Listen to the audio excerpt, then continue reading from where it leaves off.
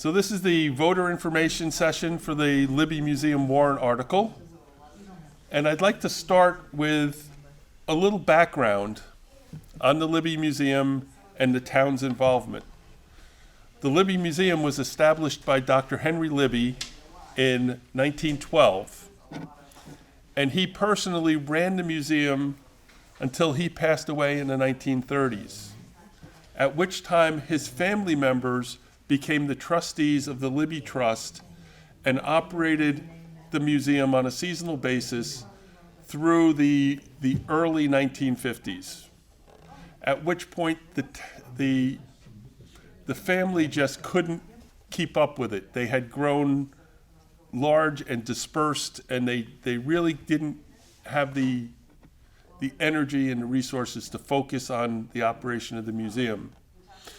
And according to Dr. Libby's will, when the family could no longer do it, it was to be offered for trusteeship to the town of Wolfeboro through the selectmen. And in 1956, the probate court of New Hampshire approved that decision, and the voters of Wolfeboro voted in favor of the trustees being the selectmen and taking over the operation of the Libby Museum.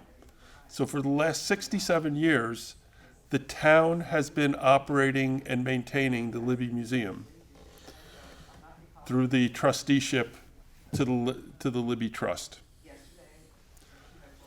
That's how the town came into the museum business. Now, as you can imagine, the building is 111 years old, and it has certain conditions. So we have the current conditions of the building. These are some pictures of what's structurally underneath the Libby Museum. The foundation and construction techniques that were used 111 years ago really don't meet modern standards. The foundation itself was not dug down below the frost line, and some of the beams are supported by barrels filled with cement and then shimmed up into place. This is part of the reason why the foundation needs to be rebuilt, and it's also part of the reason why the building stability is in question and we have some movement in the walls. Additionally, when Dr. Libby built the museum, he had this hollow wall technique that allowed for the flow of air to help cool the museum during its operating season. The problem is that these open air flow-through walls also allowed for the buildup of mold because it's an unheated building. In the off-season, the humidity built up and we had mold. It's not growing on the walls, it's growing through the walls and pushing the paint off. And we have a number of examples of that. And then furthermore, there's the toll that the lack of heat and humidity control is taking on the collection in the museum. There's a lot of taxidermied animals in the museum, and on a periodic basis, they all have to have mold removed from their exterior, because as you can see here with this little fellow, it's growing right around his snout, and there's a continual cleaning process. So these are the conditions that definitely have to be addressed in the restoration of the building and the preservation of the collection. So the proposed design that's going to the voters this year is not only a restoration of the building, but it's an expansion of the building. It's going, in this picture you can see an artist rendering of the mezzanine section that is going to be put up. And that mezzanine section leads into a new exterior addition to the museum. This exterior addition is needed to anchor into the existing building and provide that stability. It also provides a new rear entrance to the building so that you can access it from the back parking lot as opposed to parking on the state highway in front of the museum and having to cross the busy highway. What this proposal adds, in addition to building a new foundation under the building, taking care of the mold in the walls and the building stability, on the main floor on the left here, you can see we have a mechanical room, which is where the heat and air conditioning will be installed. There's an ADA compliant bathroom. There's room for exhibit storage, a collection and preservation room. And there's a display room, which is actually slated to be an artist's gallery. Up on the new upper floor, we have a mezzanine that is approximately 25% over the existing building. It contains a lift for wheelchair access between the two floors. It has its own ADA compliant bathroom and a meeting or multi-purpose room for meeting space and for children's educational opportunities, as well as office space for the staff that will be running the Libby Museum. So this modest addition adds a lot of benefit, and it also has some naming rights, which is where many of our major donors to the 2.2 million that the Friends are contributing come through these naming rights on these various new elements to the building. So that is what the proposal is in front of the voters. And the funding for this, it's a $4 million proposal. The funding is $2.2 million from the Friends of the Libby Museum and our donors. There's already over $300,000 in a capital reserve from a previous warrant article that is in reserve with the town. And there's also I believe it was a bequeath from a resident that went directly to the town, Betty Schroth, that supplements that amount and brings it up to $375,000. So out of the $4 million project, what needs to be funded from the town in this warrant article is $1.425 million. And the decision was made by the town to present this as a 20-year bond. So its impact on the voters, on the taxpayers, is 8 cents per thousand. And what that would translate to is if you had a house assessed at $500,000, it would be $40 a year on your tax bill. And it would be declining over that 20-year period. And for that, we get the structural benefit, the new foundation, remediation of the mold, we get heating and air conditioning, we get a safer rear entry, we get space for collection storage, artist gallery, learning opportunities for children, community meeting space, and office administration rooms. It's completely ADA compliant, and it furthermore allows the town to work with the Friends on a partnership for the operation of the museum going forward. We, the Friends, have put a business proposal into the town.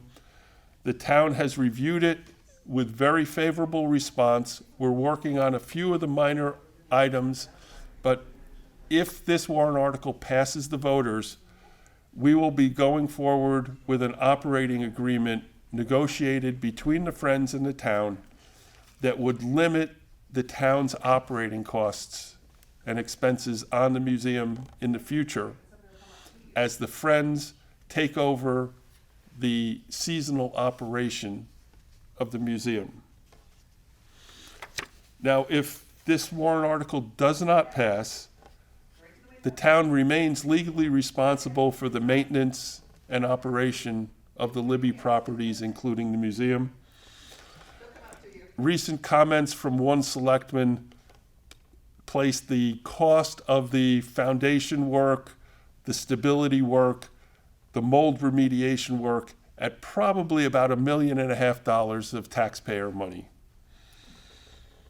Furthermore, if this doesn't pass this year, many of the pledges, the significant large pledges that the Friends have received, expire. We have some very philanthropic donors, but they have other philanthropic interests also. So if they are not donating to the Libby in this current cycle, their pledges are going to go elsewhere, and we've lost those opportunities.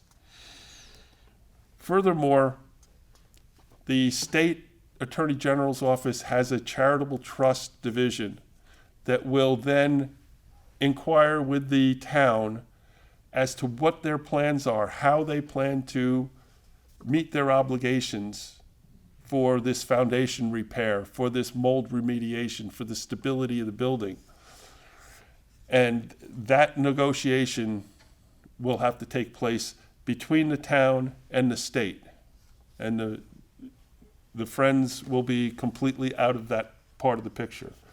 There'll be no improved and safe access to the museum. There'll be no space for collection, for community space, for children's learning opportunities, or for the dedicated artist displays. There's no ADA compliance in the building as it is today, and there's no possibility of future partnership to limit the town's expenses in the future. So we feel like this is the perfect opportunity.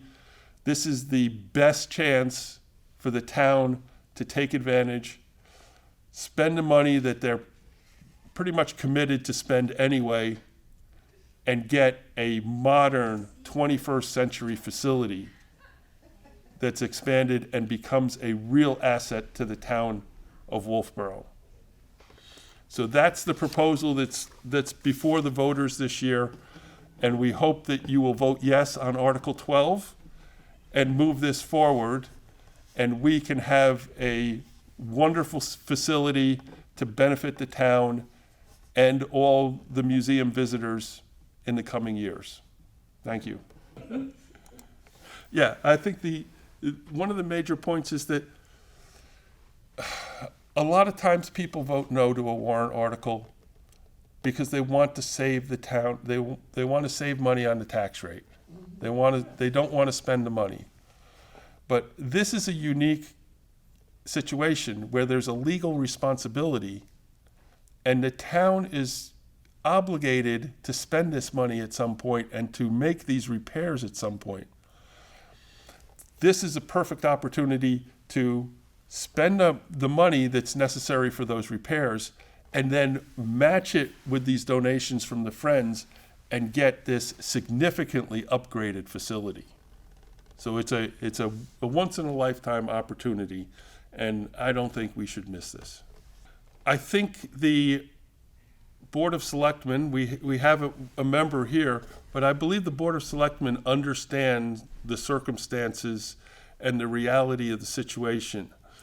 And they voted 4-0 with one abstention to approve this warrant article and move it to the ballot. So they are almost fully behind this. The one abstention actually was the one who acknowledged the fact that it's probably going to cost the town $1.5 million anyway. Yeah.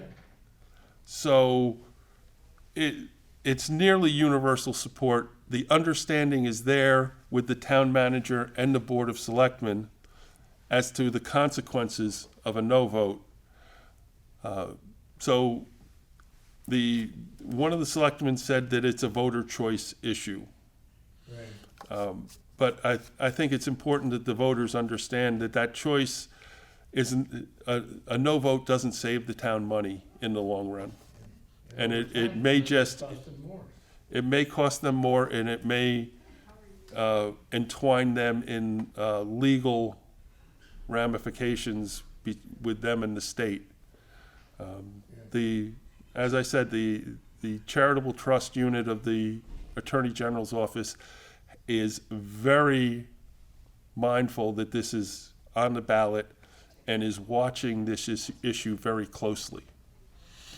So that's where we stand with that. It's important that the voters realize what the implications.